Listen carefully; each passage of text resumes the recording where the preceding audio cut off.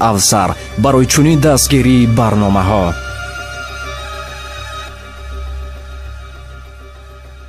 تنصیحاتی نعمتی به‌بهاست. ای خواهر و مادر عزیز، همانا که هر سختی، کشایش، هر گریه، خنده و هر شب روز را در پی دارد، زود باشد که ابرهای غم و اندوه پراکنده شوند و شب غم نورانی و روشن گردد و زود باشد که بدبختی و مصیبت ها بیروند و خرسندی و شادمانی ها به ارادت و مشیت خدا جایگزینشان گردند و بدان که تو البته ثوابجوی و خیرخواه هستی، زیرا همان مادری هستی که فرزندانت به زودی مددگار دین و ملت چون یاری کننده ملت و دین خواهند شد. اگر آنها را درست تربیت کردی، زود باشد که در سجده هایشان هنگام سحر برایت دعا خواهند کرد. همان مادری مشفق و مهربان بودن بزرگترین نعمت است. برای افتخار و شرف تو را همین بس است که مادران را احترام کنی. تو می توانی که در میان زنها با سخنهای خوب، با موعظه های حسنه، با کلام پرحکمت، با مباحثه های عالی، با گفتگوی راهنمایی، با خلق و رفتار و کرامت و بزرگواریت دعوت کننده راه خدا باشی. همانا زن با رفتار و عمل پسندیده خود کار را انجام می دهد که خطبه ها و درس ها، جلسه ها و انجمن ها از عهده آن نمی برایند. بسیار زنها هستند که در سرزمین سکونت اختیار می کنند و از آنها دینداری و پرهیزکاری، ستر و با حیایی، دوستی و مهربانی با همسایگان و اطاعت شوهر و معامله با فرزندان و دیگران می گذرد. رفتار و کردار پسندیده آنها در مجلس ها ذکر می گردد و آنها نمونه عبرت و پیروی برای همجنس های خود می گردند. بله، همینطور است. در زندگی، در همسایگی یا مشاهده هم میکنیم که زنانی هستند که احترامشان میکنیم در حقیقت آداب بلند دارند. چون میگوید ادب تاج است از نور الهی، بسر بین مان رفت هر جا که خواهی. آدمی با آداب را، آدمی خوب اخلاق را همه دوست میدارند و همه احترام میکنند.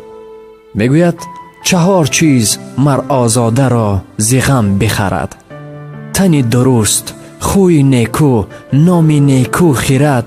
هر آن که ایزیدش این هر 4 روزی کرد، سازد که شاد زید جاویدان و غم نخورد.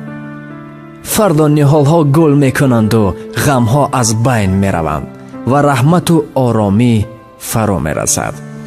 زود باشد که خداوند هر سختی را به آسانی تبدیل کند. خوش رفتار و با آداب و این آن بودنت برای شرفمندی بسنده است.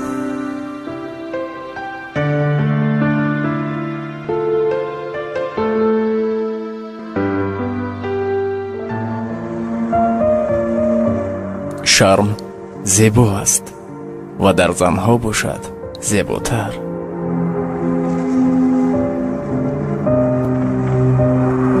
غم زنان به مثل شمال تابستان است، با شدت و کوتاه.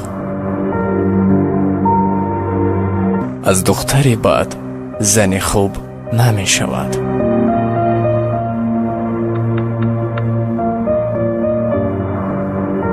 زنی که مد را ترک نمی کند زنی است که به خودش عاشق است.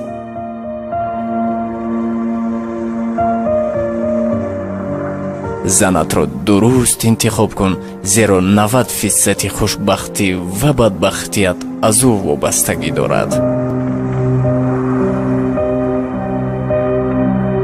زنی که خوشبختی می خواهد به الماس گردنش نه، به گل تحفه شده نظر می کند.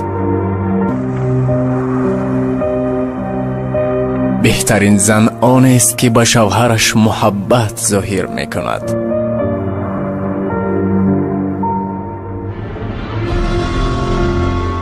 زن که مادر شد به کمال می رسد.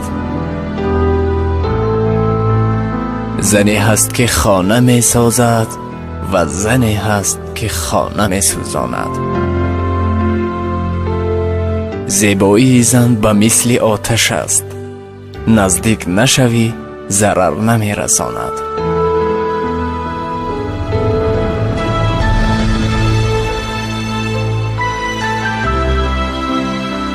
زیبایی زن بعد از دوستداری پیدا می گردد.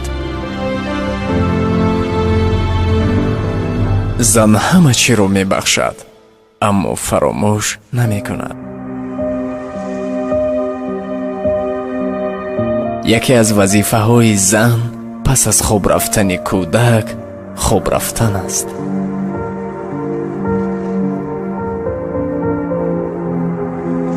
زن تا وقتی کودک دار شدن کودک است.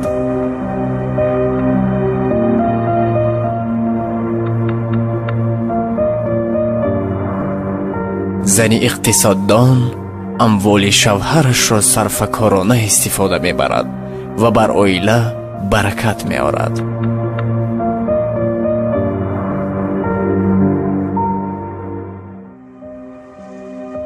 زنان از عهده همه گونه وظیفه های دشوار برآمده می توانند.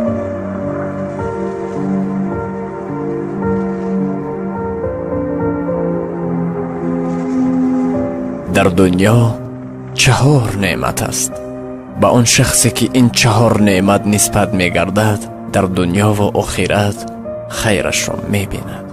زبان ذکر کننده، قلب شکر کننده، بنده‌ای که به درد و غم طاقت می کند و زن صالحه. زن صالحه برای شوهرش نعمت جنت است و زن بد عذاب جهنم است. زن صالحه باش تا برای شوهرت نعمت جنت باشی.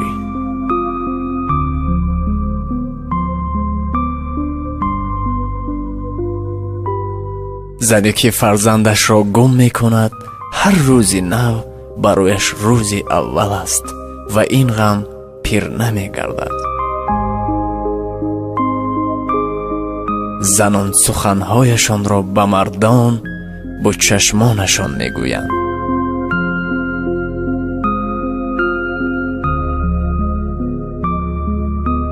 با چشم مجرد زن نمی گیرند. نزد همسر درباره زنهای بیگانه حرف مزن، زیرا زن صاحب جسارت می گردد که عاید مردهای بیگانه حرف زند. امام اعظم. یکی از مهمترین کار انسان در حیات انتخاب همسر خوب است. انتخاب کردن زن به مثل انتخاب کردن کتاب است. جلد زیبای کتاب انسان را به خود جلب می کند. درونش که خوب نباشد تو به آخر خواندنش خیلی دشوار است. زن به مثل بحر است، نباید کلان باور کرد.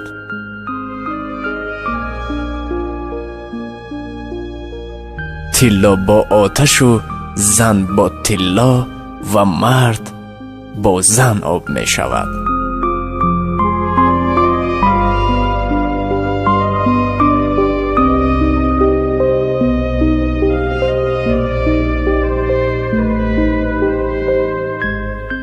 عزیزان دل، این بود برنامه بزرگان گفتن.